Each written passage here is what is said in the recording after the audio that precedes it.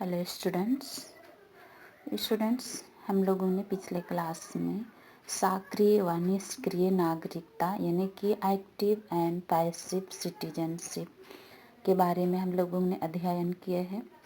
Students चलिए आज हम लोग पढ़ेंगे वैश्विक नागरिकता यानी कि ग्लोबल सिटीजनशिप क्या है, इसके बारे में हम लोग अध्ययन करेंगे। स्टूडेंट्स, वैश्विक नागरिकता यानी कि ग्लोबल सिटीजनशिप विज्ञान के निरंतर बढ़ते चरणों और कुछ दशक पहले तक कल्पना से पूरे समझी जाने वाली संचार क्रांति के माध्यम से जाना जाता है, जैसे कि कंप्यूटर, मोबाइल, इंटरनेट आदि के बड़े पैमाने पर हो रहे प्रयोग से दुनिया अब बहुत छोटी कही जाने लगी है।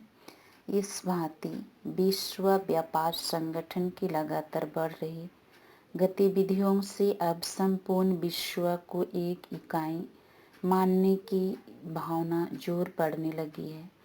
यहाँ तक कि यह भी कही जाने लगा है कि अब पूरे संसार एक गांव बन गया है। अतः ऐसी स्थिति में वैश्विक नागरिकता यानी कि ग्लोबल सिटीजनशिप की चर्चा होना आश्चर्यजनक नहीं है। भारत सरकार द्वारा विदेशियों में बसने वाले भारतीय मूल के व्यक्तियों को दोहरी नागरिकता यानी कि डबल सिटीजनशिप देने के प्रयोग से इसका भावना को और अधिक बल मिलता है, किंतु निकट भविष्य में वैश्विक नागरिकता का स्वप्न साकार होते दिखाई नहीं पड़ता। ये है वैश्विक नागरिकता यानी कि ग्लोबल सिटीजनशिप। स्टूडेंट्स, नेक्स्ट हम लोग पढ़ेंगे विश्व नागरिकता की अवधारणा क्या है।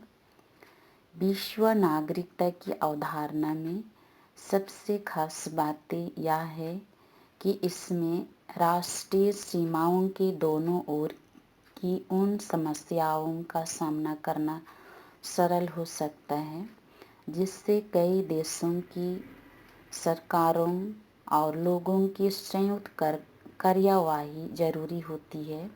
जैसे उदाहरण के लिए इसमें शरणार्थियों और प्रवासी लोगों की समस्या का सामान्य हल पाना सरल हो सकता है। साथ ही ऐसे लोगों की बुनियादी अधिकार और सुरक्षा भी निश्चित की जा सकती है, चाहे तो वे किसी भी देश के रहने वाले हो। इस प्रकार विश्व नागरिकता की अवधारणा कई बुनियादी मानवीय समस्याओं को हल करना, मानव गरिमा को बढ़ावा दिया जाता है। विज्ञान के निरंतर बढ़ते चरण और कुछ दशक पहले तक कल्पना से परे समझे जाने वाली संचार क्रांति ये वैश्विक नागरिकता के अंतर्गत आते हैं। जैसे कि दुनिया अब बहुत छोटी कही जाने लगी है, इस भांति विश्व व्यापार संगठन की लगातार बढ़ती जा रही है। यहाँ तक कि ये भी कहा जाने लगा है कि अब पूरा संसार एक गांव बन गया है। अतः ऐसे स्थिति में या विश्व नागरिकता की अवधारणा मानी जाती है। इसमें राष्ट्रीय सीमाओं के दोनों ओर की उन समस्याओं का सामना करना सरल हो जाता है जिससे कई देश सरकार और लोगों की संयुक्त कार्यवाही जरूरी हो जाती है। लोगों के बुनियादी अधिकार और सुरक्षा भी निश्चित की जाने लगी है, चाहे वे किसी भी देश के रहने वाले हो। इस प्रकार विश्व नागरिकता की अवधारणा कई बुनियादी मानवीय समस्याओं को हल किया गया है।